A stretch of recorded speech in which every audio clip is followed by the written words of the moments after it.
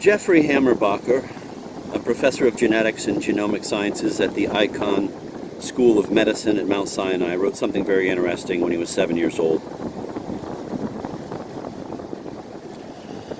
He wrote, "My favorite hobby is doing math while I'm eating. I like doing this because math is my favorite subject, and I like to eat." Well, doing this is my favorite subject, and I like to eat too. So it's extremely gratifying to be here tonight reading Gone with the Mind at the food court. I think I mentioned before that the imaginary interns sometimes function like a kind of trainer for me. So before we started actually working on the autobiography for about the first 3 months, he just had me playing video games and eating cookie dough. And then one night he posted a winky face on my Facebook, and it was like, game on. And the first thing we started working on, which was completely out of sequence, was something that happened back in my senior year at Brandeis.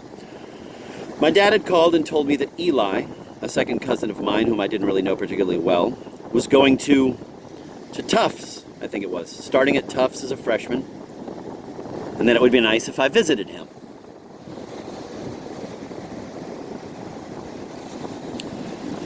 Eli also wanted to be a writer, according to my dad, and we might have a lot to talk about, and it would just be a nice thing to do. So I go to visit this guy in his dorm room at Tufts, and we're drinking some beer and talking about this and that, and at some point he excuses himself to go to the bathroom, and he's in there for a while. So I'm snooping around his room, checking out his books, rifling through his albums, and I find on his desk a draft of a short story he's working on, this very short Lydia Davis length story, and I read it. And obviously, I can't remember the story. This was almost 40 years ago, but I distinctly remember its tenor, which I can try to give you at least some flavor of. I mean, I'm just making this up off the top of my head to try to convey the tone. When the Red Army breached the German front in 1945, Nazi propaganda minister Don Draper would try to lighten the mood in the bunker by fucking a microwaved bacon cheddar hot pocket. The Panda Express worker actually looks up for a moment here. Something like that. Anyway, this guy Eli comes back from the bathroom and he catches me reading it, which he's perfectly cool with, and he says, "You know, that's just the first draft. Would you like to read the second draft?" And I said, "Yes, sure." And here's the interesting part of the story. There was a total bewildering discrepancy between the first draft and the second draft, which was this unfailingly decorous, almost Chekhovian 25-page story about an aging spinster who sang Schubert Lieder in her attic, a handsome young parson with a humiliating stutter, a pair of Yorkshire Terriers, and an heirloom cupboard. So I said to him, and in retrospect, probably should have just kept my mouth shut, that I preferred the first draft, which I genuinely did. Yes, the second draft was very sad in that artisanal way that makes a certain kind of sophisticated reader very happy. And yes, the first draft was a bit adolescent and unrepentantly stupid. Sometimes stupidity is the only way out for the mind, but it had a certain flip brio to it that I appreciated a lot, and from which I took no small degree of inspiration.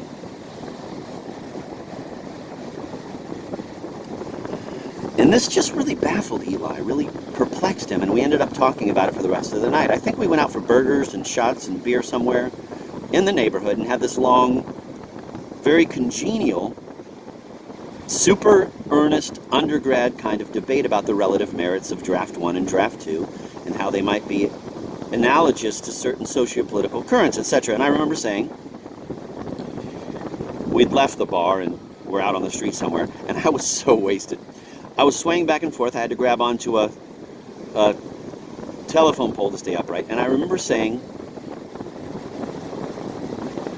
if we've learned anything from Levi Strauss, it's that individual motifs mean nothing in any abstract sense until they are placed in a structural relationship with other motifs. And then I passed out, and I don't remember anything else from that night. Actually, the whole rest of that senior year is a kind of blur after that. And then years later, my dad calls me one night and he says, "Do you remember your cousin Eli?" And I go, "Yeah."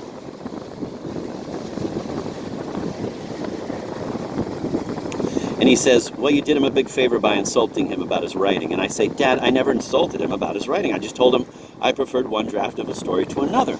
And my father says, well, whatever you said to him, you did him the biggest favor in the world, because after that he gave up wanting to be a writer. And he went to medical school, and he became some kind of research scientist for a series of very prestigious institutions and big biotech companies. And I just learned from his mother that he exercised his stock options and that he's retired, and that he and his wife bought a penthouse at 15 Central Park West and a huge, gorgeous estate in a gated community out in the Calabasas, and that they're traveling and skiing and scuba diving and spelunking all over the world.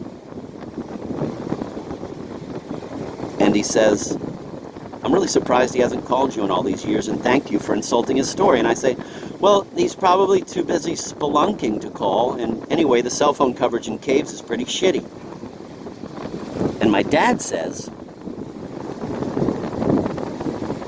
you're probably right. And when the imaginary intern and I were working on this, and actually we eventually decided not to use it at all because we were becoming increasingly militant about not including any extended anecdotes or vignettes that had any, quote, form, end of quote, we were always complaining about the inanity of form, because to us that smacked of literature and of novels, which we were both dead set against, I guess because of the unspeakable things that had happened to us in our lives. The imaginary intern said, you know what my favorite part of that story is? When you say to your father, the cell phone coverage in caves is pretty shitty, and he says, you're probably right. I don't know why, or even if this is what you intended, but I thought that was really quite poignant. Almost in an artisanal way. And I quoted from Mao's talks at the Yan Forum on Literature and Art. Discard what is backward and develop what is revolutionary. And so that's just what we did. We discarded the whole story. And that's why it's not in the book, and that's why you won't be hearing it later tonight. P.S. When I think back now to Eli's drab cinder block dorm at Tufts, I see a third presence of whom I was unaware when I was actually present there 40 years ago.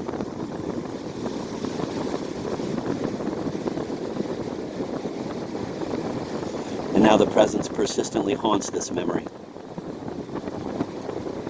A kind of spectral roommate to whom I was oblivious in the empirically verifiable, quote, real world, end of quote. A small, round young man with waxy, translucent skin who sat motionless on the edge of his tautly made bed, staring mutely out into space,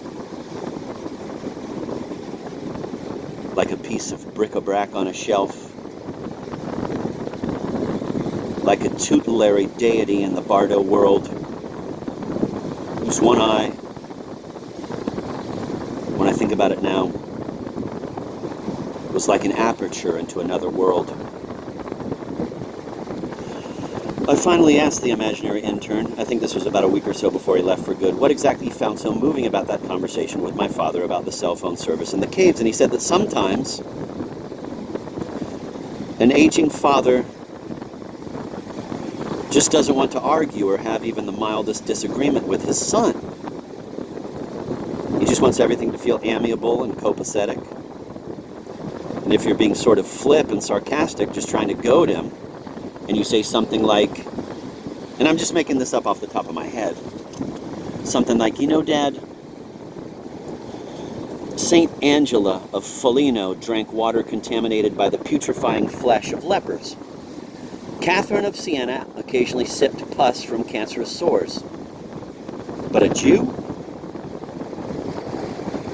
would never drink putrefying leper water or sip pus from a cancerous sore. Never happened. Trust me on that.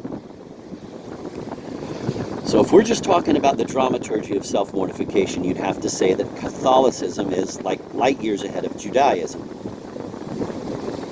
And the aging father, who's sort of half listening at this point, will simply say something very anodyne in response, something very conciliatory, something like, you're probably right. And the imaginary intern said, I just think that's very sweet. Again, I just find that to be very poignant, because it's about someone who just wants to be loving.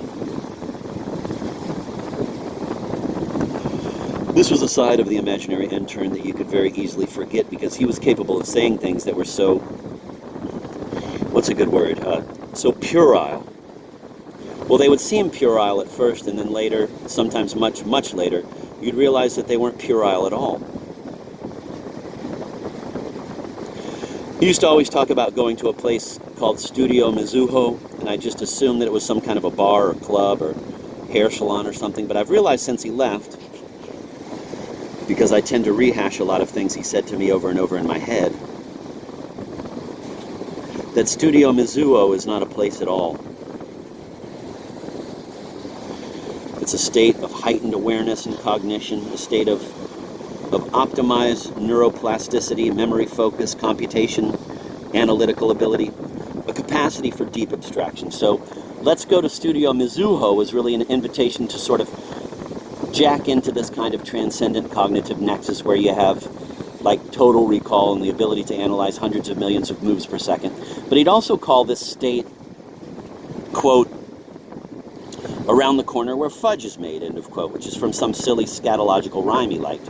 But it doesn't seem silly or scatological to me at all anymore. It describes to me now a certain specific state of rapture, the state of ecstasy in its original Greek meaning, ecstasis, a displacement,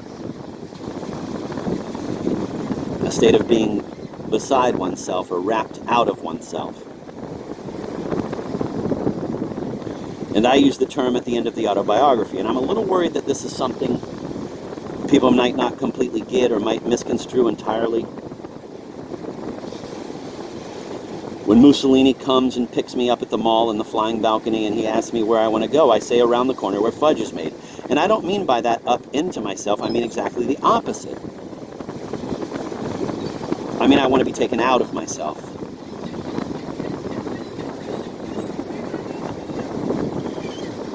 It describes a way out. A way out for the mind.